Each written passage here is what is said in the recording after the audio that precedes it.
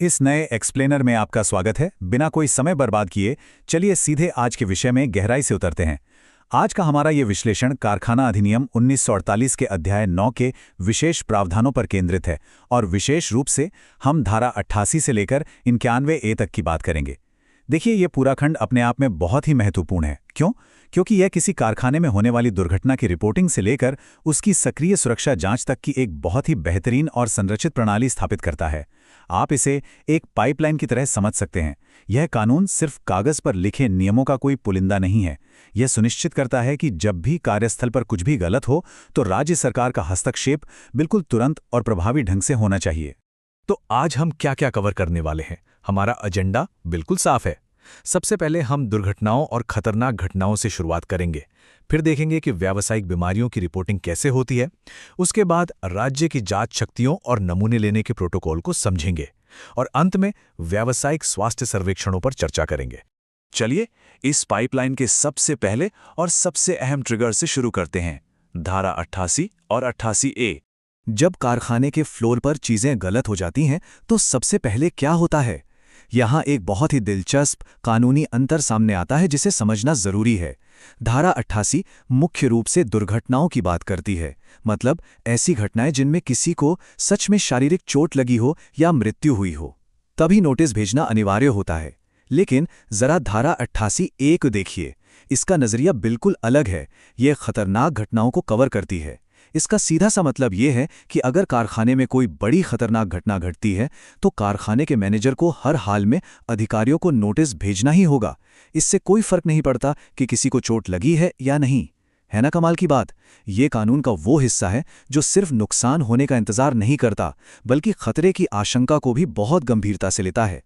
अब जरा इस नंबर पे गौर कीजिए, 48।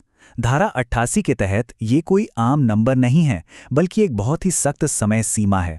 मान लीजिए कोई दुर्घटना होती है और उसके कारण कोई मजदूर दुर्घटना के तुरंत बाद 48 घंटे या उससे ज्यादा समय तक काम करने में असमर्थ हो जाता है। ऐसे में क्या होगा?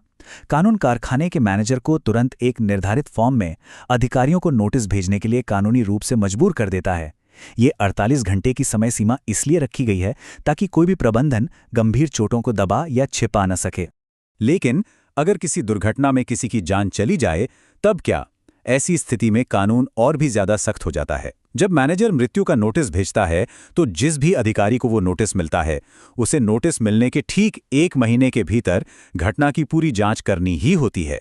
1 महीने की ये डेडलाइन बहुत सख्त है और इसमें एक दिलचस्प पेच ये है कि यदि वो अधिकारी खुद इंस्पेक्टर नहीं है तो उसे उस 1 महीने के अंदर किसी इंस्पेक्टर को बुलाकर जांच करवानी होगी। और हाँ, इस पूरी जांच प्रक्रिया को नियंत्रित करने के नियम बनाने का अधिकार राज्य सरकार के पास होता है। चलिए अब अगले चरण पर आते हैं। रिपोर्टिंग का दूसरा सबसे बड़ा कारण क्या है? व्यावसायिक बीमारियों की रिपोर्टिंग, जो धारा 89 के तहत आती है। ये पूरी प्रक्रिया बहुत ही स्टेप बाय स्टेप चलती है। अगर किसी मजदूर को अधिनियम की 3री अनुसूची में बताई गई कोई भी बीमारी हो जाती है तो पहली बात मैनेजर को नोटिस देना होगा। लेकिन इससे भी जरूरी बात, अगर कोई डॉक्टर ऐसे किसी मरीज का इलाज कर रहा है तो उसकी जिम्मेदारी है कि वो तुरंत मुख्य निरीक्षक को एक लिखित रिपोर्ट भेजे। इस रिपोर्ट में मरीज का नाम, उसकी बीमारी और कारखाने का पूरा पता होना चाहिए। फिर मुख्य निरीक्षक एक प्रमाणित सर्जन से इसकी पुष्टि करवाता है और जब रिपोर्ट सही पाई जाती है तो उस डॉक्टर को एक तय फीस दी जाती है। अब यहां कानून का सबसे शानदार हिस्सा सुनिए। डॉक्टर को दी जाने वाली ये फीस सीधे कारखाने के मालिक यानी ऑक्यूपायर से वसूली जाती है, वो भी बिल्कुल भू राजस्व के बकाये यानी जमीन के लगान की तरह। लेकिन क्या होगा अगर कोई डॉक्टर रिपोर्ट भेजने की इस जिम्मेदारी को ही इग्नोर कर दे? भाई, कानून इसे बिल्कुल हल्के में नहीं लेता। अगर कोई डॉक्टर इस रिपोर्टिंग प्रावधान को नहीं मानता है तो उस पर सीधा 1000 रुपये तक का जुर्माना लगाया जा सकता है। ये साफ दिखाता है कि मजदूरों के स्वास्थ्य की निगरानी में इन चिकित्सा पेशेवरों की जवाबदेही कितनी ज्यादा मायने रखती है। तो अब तक हम सिर्फ रिपोर्टिंग के चरण पे थे। अब देखते हैं रिएक्शन क्या होता है। आइए धारा 90 की तरफ बढ़ते हैं। राज्य की जांच शक्तियां। राज्य सरकार के पास जो ताकत है वो सच में आपको हैरान कर देगी। किसी दुर्घटना या बीमारी की जड़ तक पहुंचने के लिए राज्य सरकार किसी सक्षम व्यक्ति को नियुक्त कर सकती है। और तो और वे कानूनी या किसी खास विषय की जानकारी रखने वाले लोगों को असेसर या मूल्यांकनकर्ता के रूप में भी बुला सकते हैं। पर सबसे बड़ी बात क्या है? इस जांचकर्ता को सिविल प्रक्रिया संहिता 1908 के तहत एक सिविल कोर्ट की सभी शक्तियां मिल जाती हैं। मतलब वो गवाहों को समन भेज सकते हैं, किसी भी दस्तावेज या सबूत को पेश करने के लिए मजबूर कर सकते हैं। कोई अगर जानकारी छिपाता है तो उस पर कानूनी कार्रवाई होगी। और आखिर में सरकार इस पूरी जांच की फाइनल रिपोर्ट पब्लिक कर सकती है। यह पूरी तरह से एक अदालत जैसी प्रक्रिया है। राज्य की शक्तियों के बाद अब बात करते हैं कि जमीनी स्तर पर सबूत कैसे जुटाए जाते हैं। चलिए धारा 91 पर चलते हैं। नमूने लेने का प्रोटोकॉल। किसी इंस्पेक्टर के पास फैक्ट्री से सैंपल या नमूना उठाने का क्या अधिकार है? देखिए, पहली बात तो ये कि यह काम कारखाने के सामान्य कामकाजी घंटों के दौरान ही होता है और इंस्पेक्टर को मैनेजर को पहले बताना पड़ता है। इंस्पेक्टर तभी सैंपल लेता है जब उसे पक्का शक हो कि कारखाने में इस्तेमाल होने वाला कोई पदार्थ या केमिकल नियमों को तोड़ रहा है या फिर उससे मजदूरों की सेहत को कोई खतरा हो सकता है। यहाँ सारा फोकस मजदूरों को किसी भी तरह की शारीरिक चोट या नुकसान से बचाने पर है।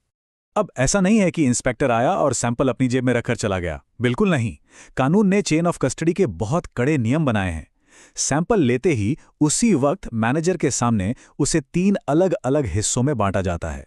उन्हें अच्छे से सील और मार्क किया जाता है। पहला हिस्सा फैक्ट्री मैनेजर को दे दिया जाता है ताकि पारदर्शिता बनी रहे। दूसरा हिस्सा तुरंत गवर्नमेंट एनालिस्ट को लैब में टेस्ट के लिए भेजा जाता है। और जो तीसरा हिस्सा है उसे सुरक्षित रख लिया जाता है ताकि अगर मामला कभी अदालत में जाए तो उसे वहां पेश किया जा सके। यह सिस्टम सुनिश्चित करता है कि सबूत के साथ कोई छेड़छाड़ ना हो और सरकार, फैक्ट्री मालिक और अदालत तीनों के लिए पूरी तरह से निष्पक्षता बनी रहे। अब हम इस पाइपलाइन के बिल्कुल आखिरी चरण में आ गए हैं। धारा 91A, व्यावसायिक स्वास्थ्य सर्वेक्षण। यह हिस्सा एक प्रोएक्टिव शील्ड की तरह काम करता है। जरा सोचिए, कारखानों में ये बड़े बड़े स्वास्थ्य सर्वेक्षण आखिर करता कौन है? इस लिस्ट में काफी बड़े अधिकारियों के नाम हैं, जैसे चीफ इंस्पेक्टर या भारत सरकार के स्वास्थ्य सेवा महानिदेशक। ये बड़े अधिकारी काम के घंटों के दौरान कभी भी फैक्ट्री में लिखित नोटिस देकर हेल्थ और सेफ्टी सर्वे कर सकते हैं। और कानून यहाँ बिल्कुल सख्त है। फैक्ट्री के मालिक या मैनेजर को इस सर्वे के लिए हर मुमकिन सुविधा देनी ही होगी, चाहे वो मशीनों की जांच हो, डेटा कलेक्ट करना हो या फिर सैंपल लेना हो, वो मना नहीं कर सकते। सच कहूं तो धारा 91A का यह हिस्सा मेरा पसंदीदा है, क्योंकि यह मजदूरों के हक में बहुत ही प्रगतिशील है। देखिए, जब सर्वे होता है तो कई बार मजदूरों का मेडिकल टेस्ट करना पड़ता है। अब मजदूर तो दिहाड़ी पर काम कर रहा है, उसका तो नुकसान हो जाएगा ना? नहीं, कानून साफ कहता है कि मजदूर ने मेडिकल टेस्ट या सर्वे में जितना भी समय बिताया है उसे काम का समय ही माना जाएगा। मतलब मजदूर को उस समय की पूरी दिहाड़ी मिलेगी और अगर वो समय उसकी नॉर्मल शिफ्ट से ज्यादा हो गया तो उसे उस टाइम का ओवरटाइम भी मिलेगा। ये एक बेहतरीन तरीका है ये पक्का करने का कि सुरक्षा जांच का आर्थिक बोझ बेचारे मजदूर की जेब पर ना पड़े। तो हमने धारा 88 से लेकर 91A तक के इस पूरे शानदार ढांचे का विश्लेषण किया। 48 घंटे की रिपोर्टिंग डेडलाइन से लेकर सिविल कोर्ट जैसी शक्तियों और वैज्ञानिक तरीके से सैंपल लेने के प्रोटोकॉल तक। अब अंत में मैं आपको इस विचार के साथ छोड़ना चाहता हूं, क्या ये सारी चीजें सिर्फ कुछ कागजी नियम हैं? बिल्कुल नहीं। ये सब मिलकर एक बहुत ही मजबूत प्रणालीगत सुरक्षा जाल या सिस्टमिक सेफ्टी नेट बनाते हैं। ये सख्त प्रोटोकॉल ये पक्का करते हैं कि किसी कारखाने की ऊंची दीवारों के पीछे होने वाली कोई भी दुर्घटना या बीमारी प्रशासन की नजरों से छिप न सके। और इसी के साथ हमारा कारखाना अधिनियम 1948 के अध्याय 9 का ये विश्लेषण समाप्त होता है। इन बातों पर जरूर विचार कीजिएगा कि कैसे ये नियम हमारे औद्योगिक वातावरण को पारदर्शी और जवाबदेह बनाते हैं। मिलेंगे अगले एक्सप्लेनर में।